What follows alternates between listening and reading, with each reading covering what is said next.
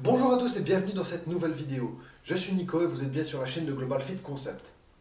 Avant de commencer, j'ai une petite question pour vous. Est-ce que vous souhaitez progresser?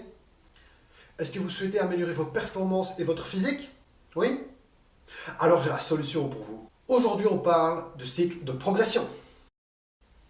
J'ai découvert comment se servir des cycles durant une lecture, celle du livre de Rudy Koya, le guide de la musculation au naturel. Alors, c'est quoi un cycle de progression?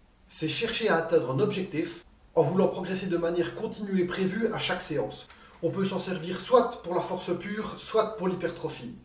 Alors, comment on fait?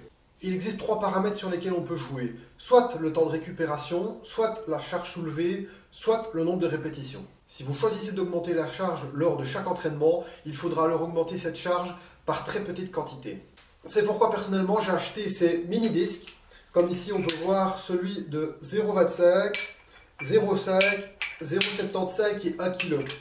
De cette manière, je peux par exemple modifier ma charge de 0,5 kg par barre ou par haltère, ce qui est une très bonne marge de progression.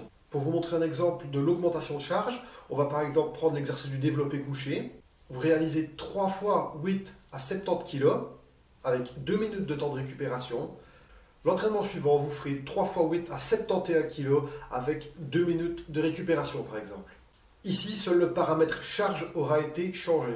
Si vous choisissez le second paramètre qui est d'augmenter votre nombre de répétitions, il faudra également aller de manière très progressive. Un petit exemple, si vous choisissez par exemple de réaliser du curl incliné, vous réalisez 3 fois 12 à 14 kg avec 2 minutes de récupération.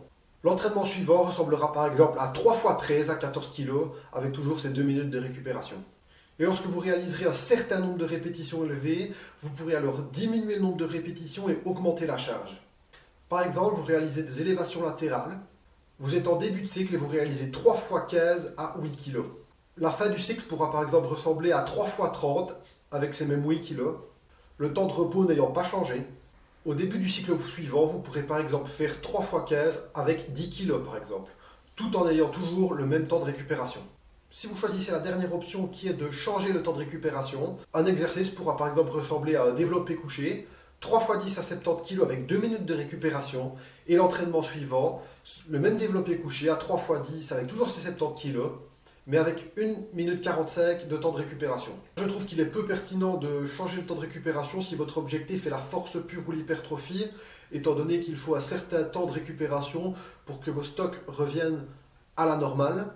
Je vous conseillerais plutôt d'utiliser, dans ce cas, pour l'hypertrophie et la force pure, les 2 premiers paramètres qui sont l'augmentation de charge progressive et l'augmentation de répétition progressive.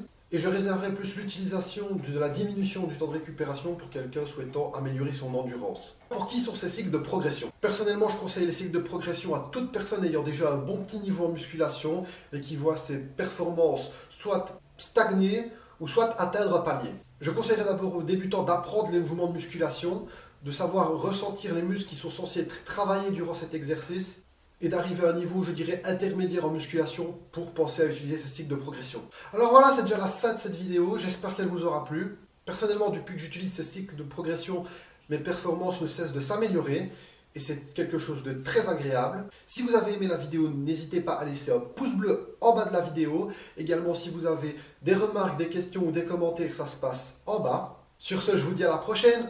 Ciao!